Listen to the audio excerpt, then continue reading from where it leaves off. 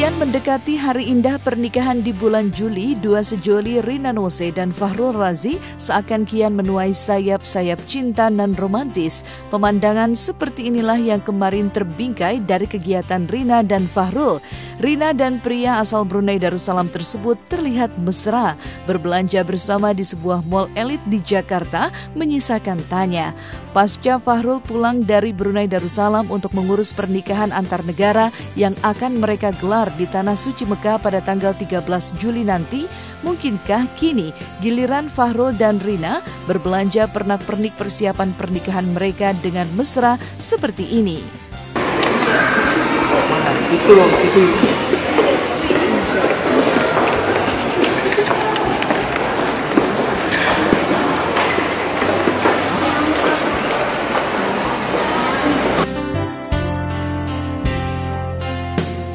Belanja kebutuhan nikah. Kebutuhan nikah kita apa? Apa ya? Gak ada. Kain ihram gitu, sama mukena. Nggak bisa ihram lah juga kalau nikah. Oh iya, iya maksudnya untuk Iya, untuk umrah itu aja. Tapi kalau untuk nikahnya udah kita pakai putih aja. Tiap hari pun jalan bareng.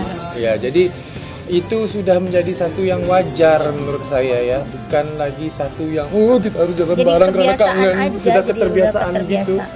Ya.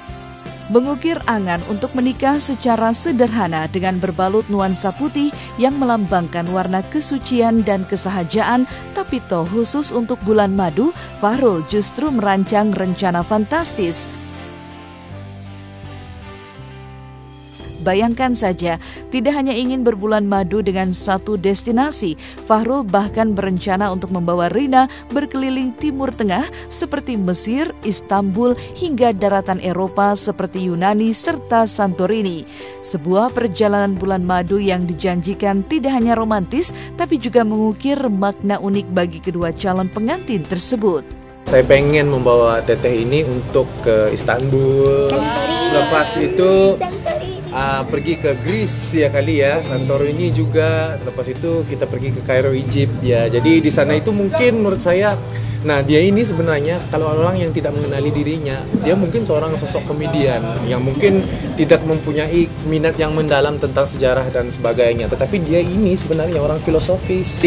Kita akan pergi ke tempat-tempat yang terbitnya pemikir-pemikir yang jenius, Aristotle, Plato ya, dan sebagainya. Dan itu adalah cita-cita saya juga untuk bernuansa romantis di sana.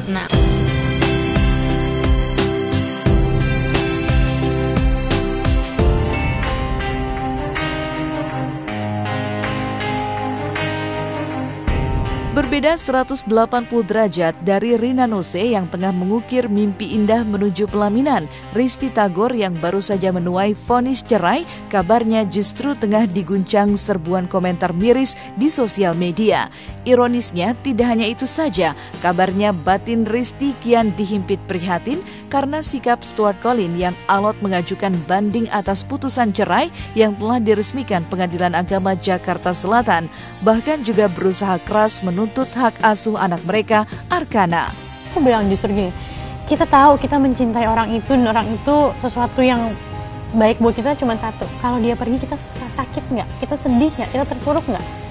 Tapi ternyata aku justru lebih bahagia tanpa dia dan itu jauh lebih bahagia. Jadi dihujat kanan kiri dari 180 derajat dari semua arah, aku tetap tenang karena ternyata tanpa dia aku pikir, dan ternyata dia mengucapkan bahwa saya menyesal titik-titik saya masuk di kamu sampai kamu hamil.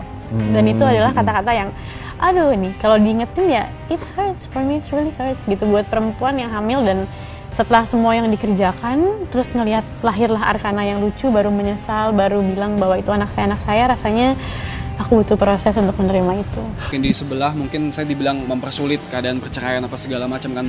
Bukan masalah mempersulit gitu. Ini ada orang untuk mau mempertahankan rumah tangga gitu. Tapi kok malah dibilangnya mempersulit gitu. Dan saya juga maunya ya hak saya sebagai bapak juga ada gitu. Jadi bukan masalah mau mempersulit gitu, tapi mau menanyakan keadilan gitu, di mana hak saya sebagai bapak gitu. Ya, Stuart Qualin boleh saja memperjuangkan pernikahannya lewat jalur banding, tapi jika butuh dua tangan untuk bergandengan menyatukan dua hati, faktanya Risti sudah benar-benar ingin berjalan sendiri, bahkan jauh sebelum palu perceraiannya resmi diketuk.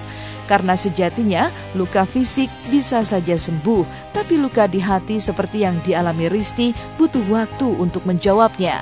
Aku panik attack, aku trauma, itu jadi cara buat aku untuk bisa healing lebih cepat kayaknya sih. Maksudnya semua orang kan punya caranya masing-masing, tapi buat aku untuk menyembuhkan diri sendiri, kalau caraku seperti itu masa salah? Masa dibilang kayak yang itu aja nggak ngapus, masa ini hapus ya? Biarkan dia dengan caranya, berarti dia lebih hebat dari aku, tapi aku nggak bisa. Aku ngerasa itu cara supaya jadi kurang-kurangin emosinya ibaratnya dong, karena kan kalau misalnya ngelihat lagi apalagi foto-fotonya sama Arsen yang mesra-mesraan sementara tahu itu bukan sesuatu yang real, itu sakit. Aku cuma bisa bilang sama Arsen sama Arka, Mama minta maaf kalau Mama belum bisa memberikan kehidupan yang sempurna buat kalian, karena ini pilihan yang sulit buat Mama, tapi aku cuma berharap kalau kalian besar nanti lihat aku lakuin ini semua buat kalian, karena aku nggak mau egois mikirin kebahagiaanku tapi nyakitin kalian berdua gitu. Jadi semoga Arka sama Arsen jadi anak-anak yang bahagia dunia dan akhirat, dan kalian anak yang pantas untuk bahagia.